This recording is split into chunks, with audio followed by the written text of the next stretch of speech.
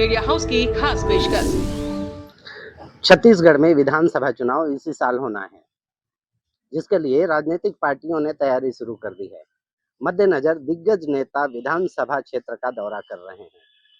हालांकि छत्तीसगढ़ में मुख्य मुकाबला भाजपा और कांग्रेस के बीच है, लेकिन दिल्ली और पंजाब में शानदार जीत के बाद आम आदमी पार्टी अब छत्तीसगढ़ में पूरे जोश के साथ सक्रिय हो गई है। नमस्कार, नर्मदा घोसले के साथ आप देख रहे हैं मीडिया हाउस का खास कार्यक्रम सवाल जनता का है। मुद्दे हैं, सवाल हैं, जनता है और उनकी अपनी कहानी है। इसी बीच हमारे साथ हैं आज आम आदमी पार्टी के अकलतरा विधानसभा के प्रत्याशी, युवा प्रत्याशी आनंद प्रकाश मीरी जी।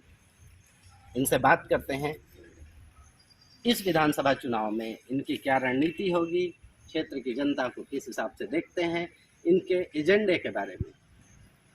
मीरी जी, हमारे चैनल में आपका बहुत बहुत स्वागत है। नमस्कार, बहुत बहुत धन्यवाद। मैं अपना सवाल आगे पूछूं इससे पहले जनता जानना चाहेगी आपके बारे में, आपकी शिक्षा दीक्षा, आपकी परवरिश, आपकी उद्देश्यों के बारे में, अपने बारे में कुछ बताइए। देखिए, सबसे पहले तो आपके चैनल को बहुत बहुत धन्यवाद, क्योंकि आपने एक अच्छी पहल की है कि जो प्रत्याशी है उनके बारे में जनता को पता होना चाहिए कि वो कौन है, क्या करते हैं, उनकी शिक्षा वगैरह। और ये जो पहल आपने शुरू किया है उसके लिए आपके चैनल को मैं बहुत बहुत धन्यवाद देता हूँ। देखिए, मेरे जो पर्सनल लाइफ के बारे में अगर आप जानना चाहते हैं तो थोड़ा सा मैं समझ लेना चाहूँगा। इसमें आपको विस्तार से बताऊँगा। मेरा पूरा नाम है आनंद प्रकाश मीरी और मेरा जन्म स्थान है कोटमी सोनार। कोटमी सोनार में मैं एक साधारण से परिवार में जन्म लिया। मेरे पिताजी रेलवे एम्प्लॉय थे, लेकिन जब वो रिटायर्ड हुए उस समय मैं 8वीं कक्षा पढ़ता था, जब रेलवे से रिटायर्ड हुए थे। तो कहीं न कहीं आज जो कुछ भी हूँ, मेरे माँ-बाप ने मुझे पढ़ाया-लिखाया और पढ़ने का अवसर दिया। इस वजह से मेरी शिक्षा, प्रारंभिक शिक्षा मेरे गाँव के ही सरकारी स्कूल में हुआ। लेकिन जब मेरे पिताजी, उस समय मुझे याद है जब मैं 8वीं क्लास में था, तो उस समय कहा करते थे, क्योंकि रेलवे लाइन के पास में मेरा घर है, तो कहा करते थे कि आपको इंजीनियर बनना है। तो बचपन से एक थोड़ा-सा हो जाता है कि माँ-बाप जो बच्चों को डायरेक्शन देते हैं, वो डायरेक्शन में अक्सर वो दिमाग में आता है। तो कहीं न कहीं ख्वाब था कि इंजीनियर बने। तो उनके कुछ ऑफ़िसर्स थे, उनके कुछ लोग थे रेलवे में। वो बोले कि बच्चा अगर पढ़ाई में तेज़ है, तो आप गाँव के जिस स्कूल में पढ़ रहे हैं वहाँ तो इसका भविष्य नहीं। तो उन्होंने मुझे पास के ही जो भनेसर में जयराम नगर है सेंट जोसेफ स्कूल, वहाँ पढ़ा। तो उसके बाद मैं वहाँ 9th और 10th पढ़ने गया। फिर अब बनना था इंजीनियर, तो कुछ कारणवश ऐसा है कि मुझे मैथमेटिक्स लेके पढ़ना था, बट वहाँ नहीं मिल पा रहा था। और उस ज़माने में अब परसेंटेज वगैरह भी इतने स्कॉलर तो थे नहीं कि, क्योंकि 2 ही 9th और 10th वहाँ पढ़ने का मौका मिला, लेकिन प्रारंभिक शिक्षा तो गाँव में हुई। फिर वहाँ से मैं आर.के. सिंह में पढ़ा कलतरा में, और इस तरीके से मेरा जो फिर इंजीनियरिंग की जो पढ़ाई है मेरी, गुरु घासीदास सेंट्रल यूनिवर्सिटी है अभी वर्तमान में, वहाँ ITGG, उसमें मैंने इंजीनियरिंग किया इंफॉर्मेशन टेक्नोलॉजी में। नौकरी की तलाश होता है, सबका परिवार के लिए प्रायोरिटी होती है। घर में और भाई बहन थे, उनको भी पढ़ाना लिखाना था, तो परिवार की जिम्मेदारी उठाने के लिए मैं बॉम्बे गया नौकरी की तलाश में।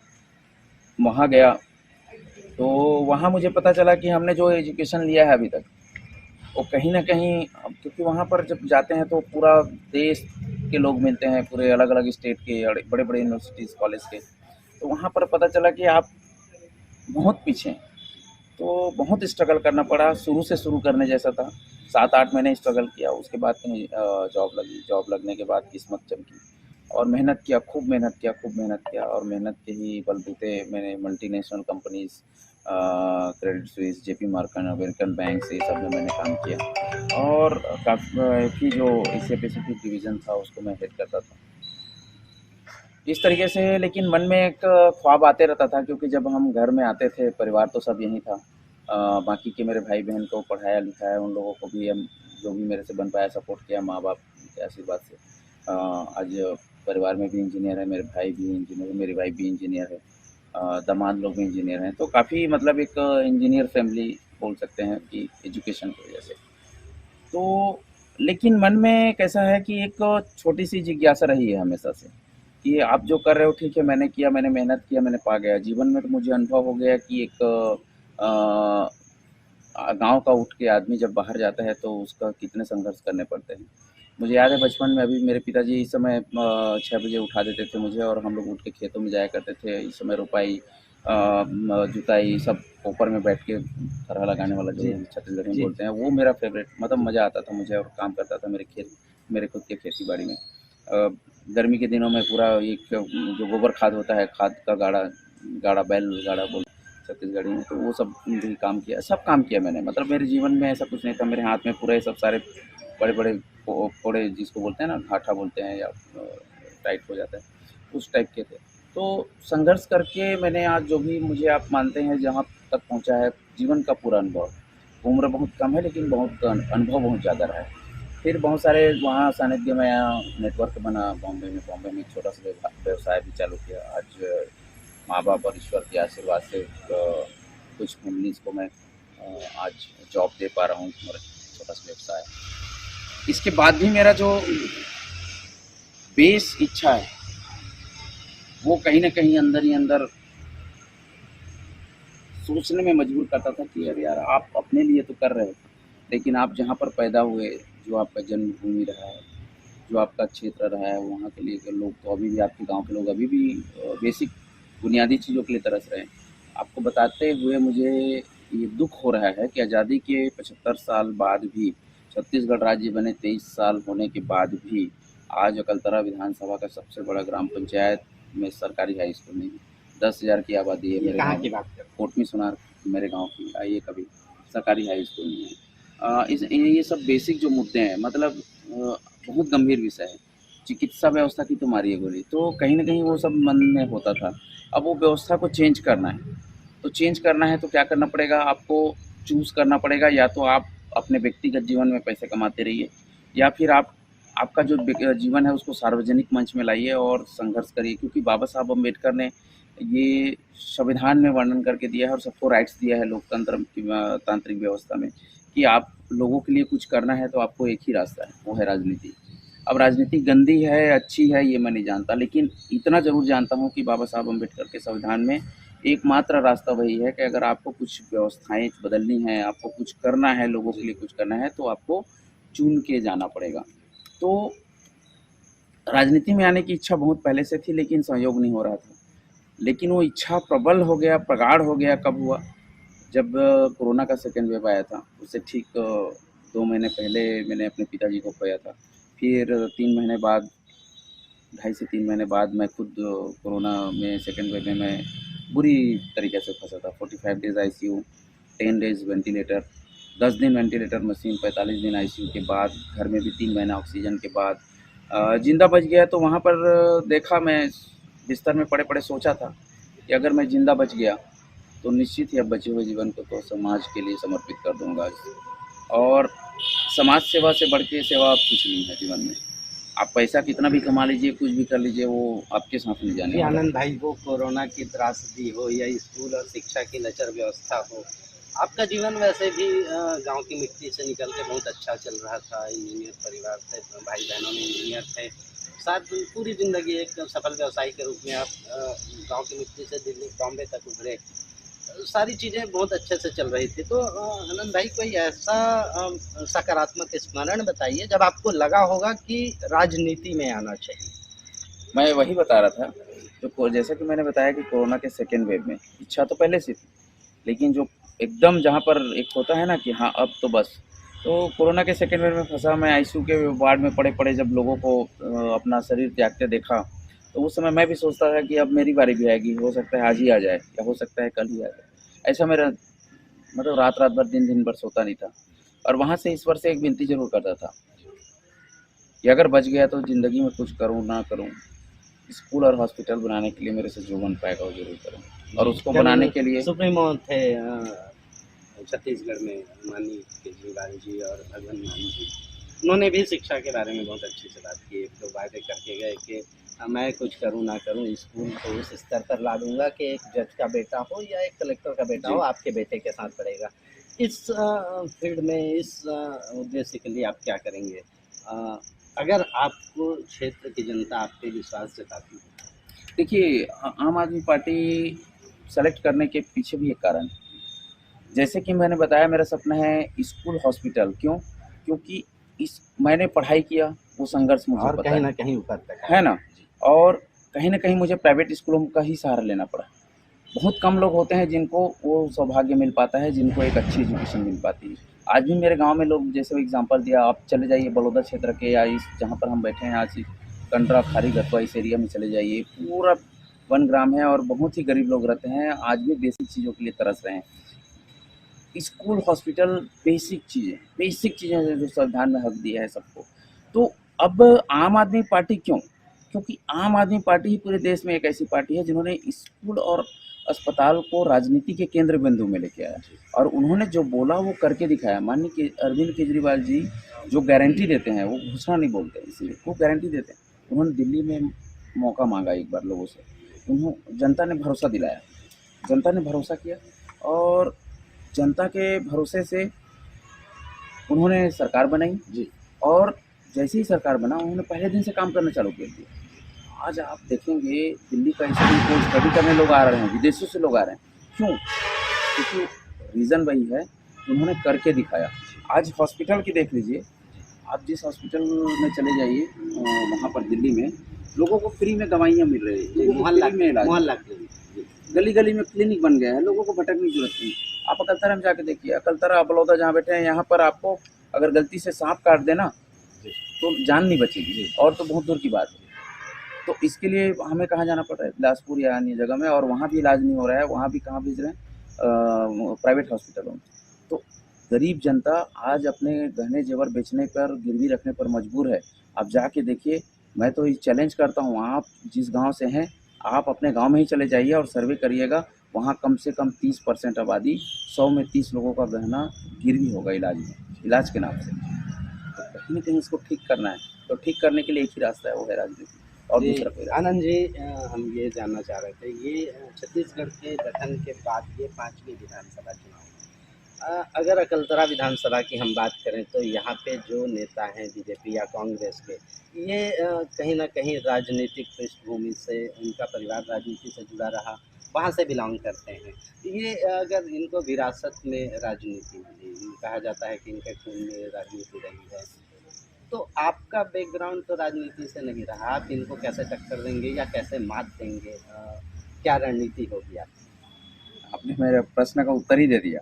आपने जैसा कि कहा कि इनका पृष्ठभूमि हमेशा से राजनीतिक रहा है, तो पहले ज़माने में आज़ादी के पहले राजा हुआ करते थे, राजा के बेटा राजा हुआ करते थे, उनका बेटा का बेटा भी राजा बनता था, प्रजा का बेटा प्रजा ही बनता था और प्रजा का बेटा भी प्रजा होता था। ये दो परंपरा चलती नहीं है, थी। ये सुनिए, मैं एक्सप्लेन कर रहा हूँ, उसमें आ रहा हूँ मैं।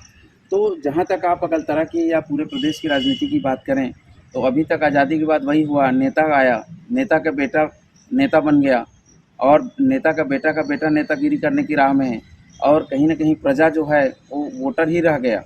लेकिन भारत के संविधान में बाबा साहब अम्बेडकर ने लिख के दिया, भारत के संविधान में लोकतंत्र में लोगों का शासन चलेगा।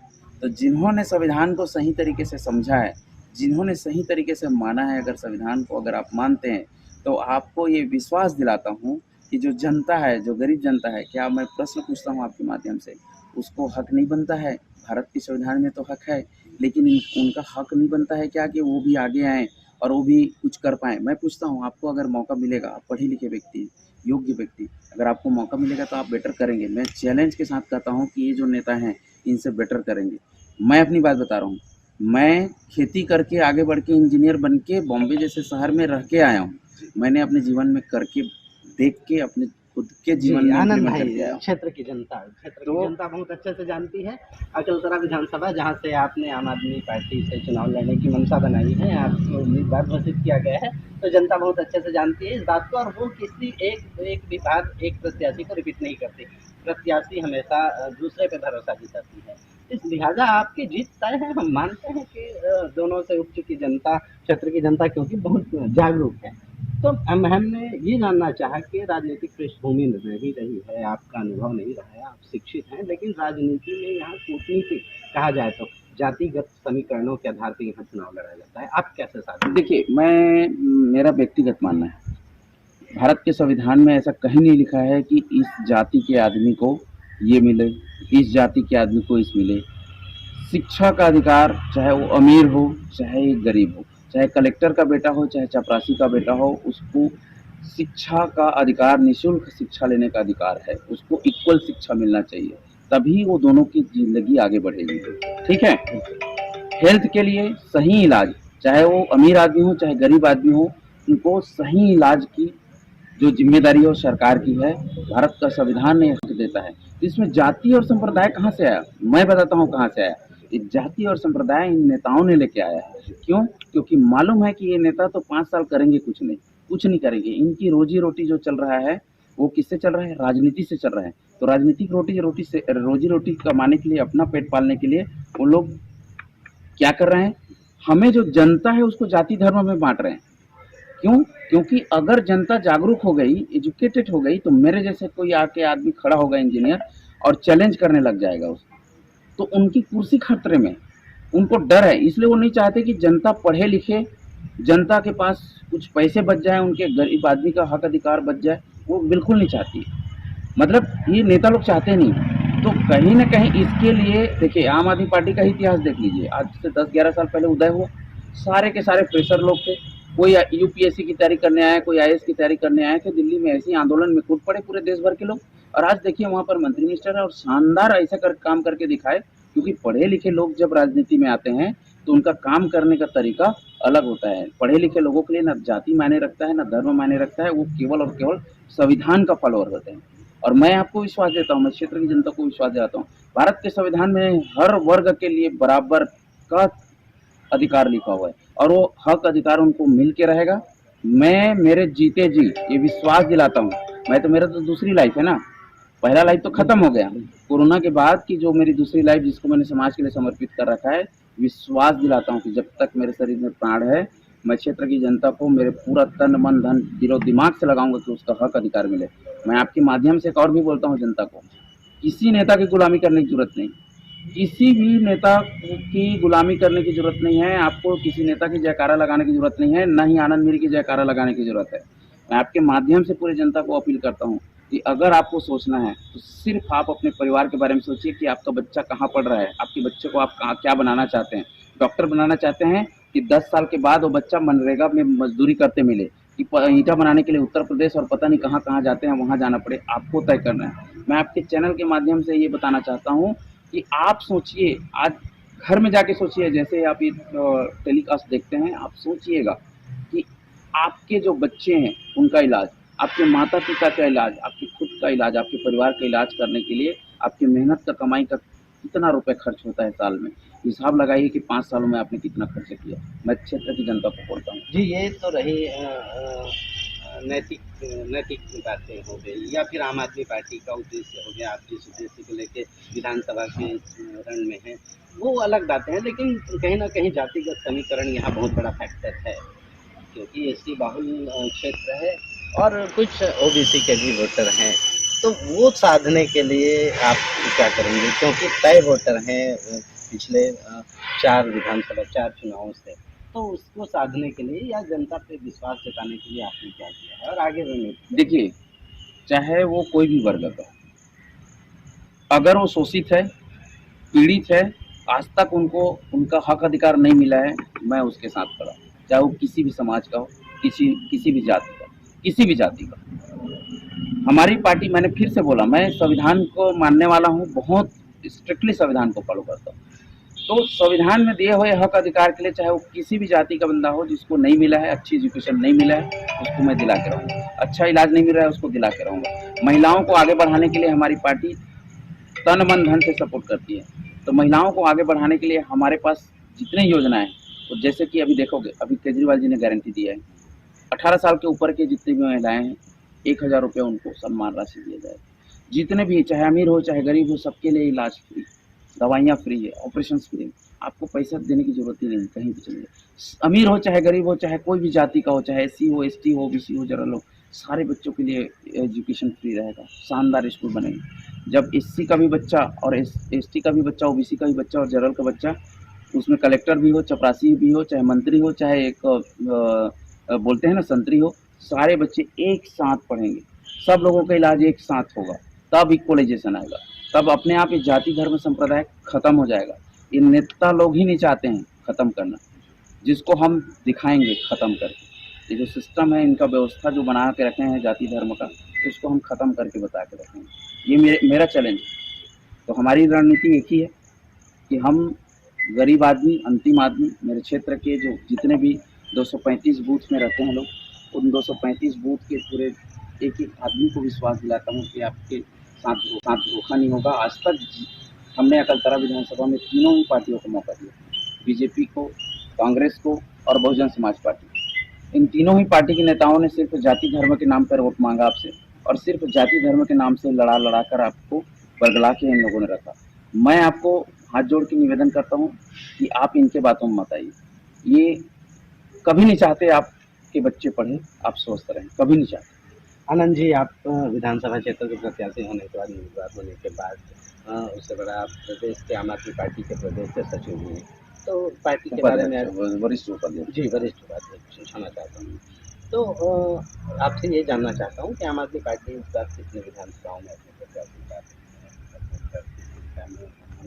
कर दिया है, घोषित कर दिया है, तो अभी ये अगला लिस्ट कब तक आएगा और कितने विधानसभा में आपकी तैयारी है? अब देखिए, अभी हमने 10 विधानसभा सीटों में अपना उम्मीदवार डिक्लेयर कर दिए हैं, और आम आदमी पार्टी पूरी रणनीति के साथ काम करती है, पूरी ताकत के साथ चुनाव लड़ती है। और आपने देखा होगा कि सामने कौन है हम नहीं देखते हैं। आपने गुजरात का एग्जांपल देख लीजिए, पंजाब का देख लीजिए, दिल्ली में देख लीजिए, जहाँ पर हमारी एंट्री होती है, मतलब पूरा साफ हो जाता है सामने वाला जो भी ये सिस्टम है उसकी खात्मा हो जाती है एक प्रकार से।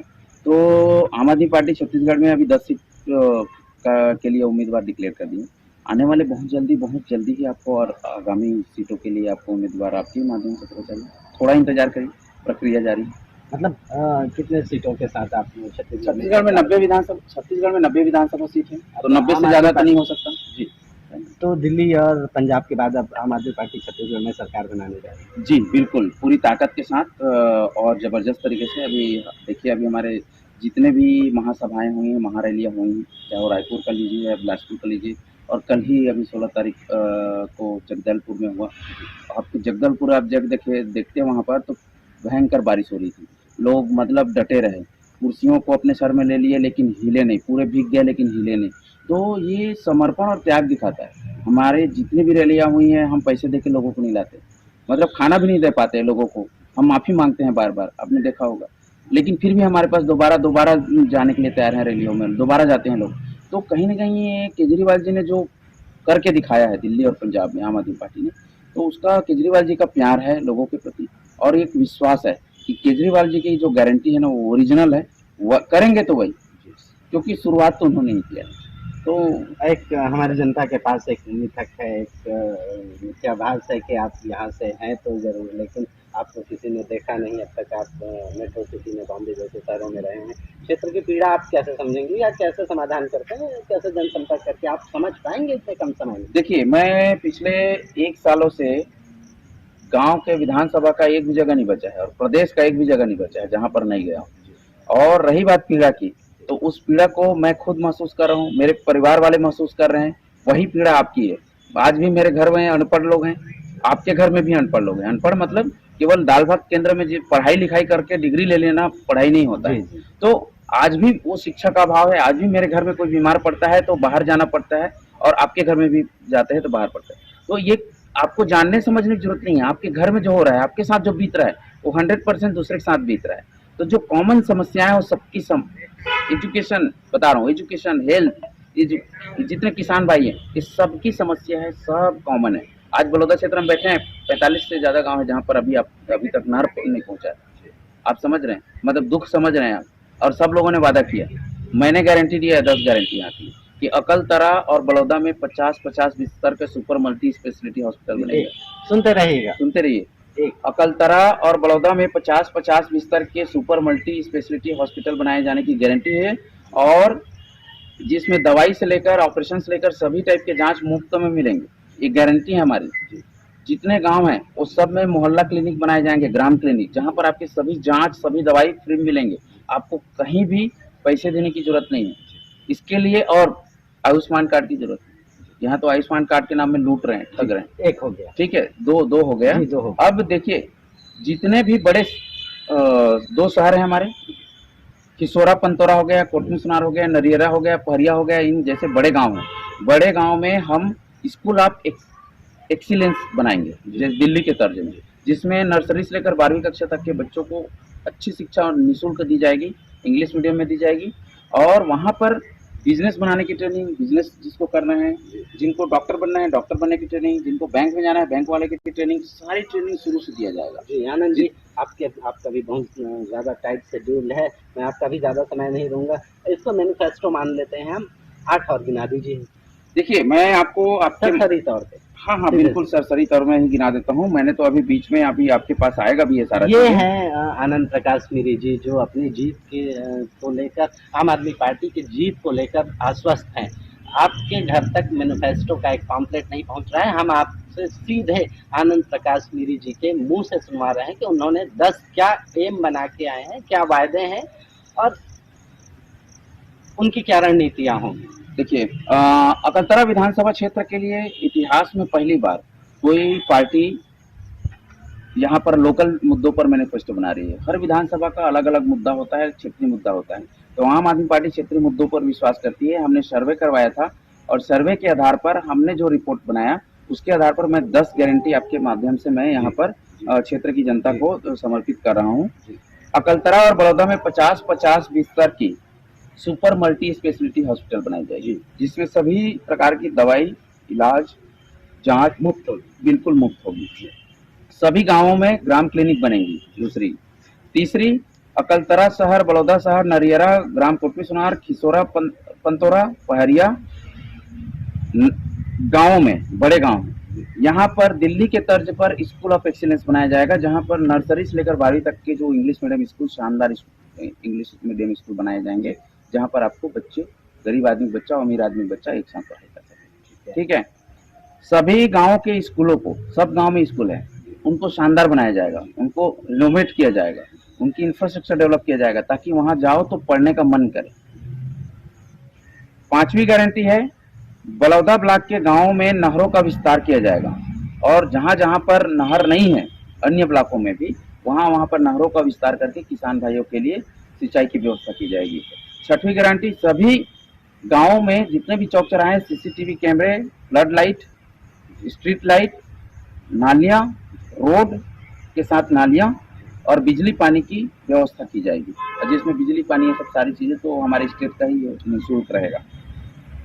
7वीं गारंटी है, जितने भी क्षेत्र में संचालित होने वाले प्लांट हैं, उन सब संयंत्रों में कम से कम 80% जो कामगार होंगे वो क्षेत्रीय होंगे, विधानसभा के उस क्षेत्र, इस चीज को सुनिश्चित किया जाएगा। 8वीं गारंटी है, जितने भी अकलतरा है, बलौदा है और बड़े बड़े गांव है, वहां पर रोड की समस्या है, बाईपास, क्योंकि हैवी व्हीकल्स मूवमेंट हो जाता है इंडस्ट्रियल बेल्ट होने पर, तो अलग से इंडस्ट्रियल बाईपास रोड की व्यवस्था की जाएगी। 9वीं, विधानसभा में संचालित जितने भी संयंत्र है, चाहे छोटे व्यापारी, बड़े व्यापारी, सब आजकल अवैध वसूली से त्रस्त हैं। इनको अवैध वसूली से मुक्त किया जाएगा, इनको भय मुक्त किया जाएगा, इनको पूरी स्वतंत्रता दिया जाएगा, इनके ऊपर किसी भी प्रकार की राजनीतिक दबाव नहीं देने दिया जाएगा, ताकि वो स्वतंत्र रूप से अपना व्यापार कर सके। 10वीं गारंटी है, जितने भी गांव हैं, उन सभी गांवों के युवाओं के लिए, बड़े बुजुर्गों के लिए मैदान, खेलकूद का मैदान, जिनको डिफेंस में जाना है, आर्मी में जाना है, उनको ट्रेनिंग नहीं मिल पाता है, तो इस तरीके से जो मैदान होंगे, और गांव-गांव में वहां के महिला और यूथ को मिला के, बुजुर्गों को मिला के ग्राम कमेटियों के माध्यम से, ग्राम कमेटीज बनेंगी, उनके माध्यम से वहां के डेवलपमेंट प्लान को संचालित किए जाएंगे। ये 10 गारंटी है। मैं विश्वास दिलाता हूँ क्षेत्र की जनता का कि मिनिमम 10 गारंटी, इन 10 गारंटी के माध्यम से आपके पूरा अकलतरा क्षेत्र का जो विकास है, समांगीन विकास है, सभी वर्गों का विकास है, होगा। और इस चीज के लिए याद रखिएगा इस 10 गारंटियों की। आनंद भाई, हम ये बता रहे हैं कि ये राजीव गांधी युवा निशान क्लब हो, या फिर जो भी क्षेत्रों में लोकलाइजेशन की बात हो, लोकल लोगों को रखने की बात हो, ये पहले से ही रणनीति सरकार ने बना रखी है, लेकिन इम्प्लीमेंट नहीं हो रहा है। तो इसमें आप किस तरीके से? देखिए, हमने जो वही बोलते हैं जो कर पाते हैं। और मैं विश्वास दिलाता हूँ, 10 गारंटी के लिए आपको सरकार की भी जरूरत नहीं। आप पूछेंगे सरकार बनेगी तब करेंगे, नहीं, इसका विधायक का जिम्मेदारी है। विधायक के पास इतने रिसोर्सेस हैं, इतने फंड है कि एक विधायक ये में जो 10 गारंटी दिया है, ये विधायक ही काफी है इसको करने के लिए, सरकार की भी जरूरत नहीं जी। समझ रहे हैं ना। तो इम्प्लीमेंटेशन जो है वो आप किस तरीके से करते हैं उसके ऊपर डिपेंड करता है। तो योजना तो बना लेंगे, लेकिन इम्प्लीमेंटेशन का आइडिया कहाँ से लाएंगे, वो सिर्फ आम आदमी पार्टी के लोगों के पास है, क्योंकि पढ़े लिखे लोगों की टीम है। तो पढ़े लिखे लोगों का जब नेता रहता है, पढ़े लिखे की टीम रहती है, तभी जाके वो आपका निशाना प्रवासी लखनऊ पसंद है। नहीं, मैं किसी भी व्यक्ति विशेष पर नहीं कर रहा हूँ, मैं किसी भी व्यक्ति विशेष पर नहीं जा रहा हूँ। मैं ये बोलना चाह रहा हूँ कि अगर पढ़ा लिखा कोई भी व्यक्ति हो, आप भी पढ़े लिखे हो, तो आपका सोचने का तरीका, काम करने का तरीका अलग होगा। आप अलग लेवल के सोचेंगे, क्योंकि आप वो संघर्ष करके पाए रहते हैं। तो मेरे पास जीवन का सब अनुभव है, मेरे पास क्षेत्र से लेके महानगर तक का एक्सपीरियंस है, जो इनके पास नहीं है, जो यहाँ के नेताओं के पास नहीं है। तो जो अनुभव मेरे पास है वो ज्यादा है। गांव की मिट्टी से लेकर शहरों की चकाचौंध तक। आनंद भाई, आखिरी में जनता से हमारे आप विशेष कुछ कहना चाहेंगे, आपका संदेश। मैं क्षेत्र की जनता से हाथ जोड़ के यही अपील करता हूँ, फिर से पुनः अपील करता हूँ कि आप इस बार के चुनाव में सिर्फ और सिर्फ आप ये देखिएगा कि आपके जो परिवार हैं उसके लिए आज तक के जिन जिन लोगों को आपने चुन के भेजा उन्होंने क्या किया, आपके बच्चों के एजुकेशन के लिए, आपके परिवार के स्वास्थ्य के लिए क्या किया। आप किसी भी प्रकार के दबाव में या लालच में बिल्कुल इस बार मत आइए। स्वतंत्र रूप से इस बार एक बार मौका देके देखिए केजरीवाल जी को, एक बार झाड़ू में बटन दबा के देखिए। मैं ये विश्वास दिलाता हूँ, एक कॉन्फिडेंस के साथ कहता हूँ, जीवन का अनुभव मेरा जितना है उस सारे अनुभव और आपका अनुभव मिला के हम सब मिलके एक साथ हम सबके जो दुख दर्द है उसको दूर कर देंगे। 5 साल में पूरा मेरा वादा है, गारंटी है, केजरीवाल जी की गारंटी है। बहुत बहुत धन्यवाद। जोहार।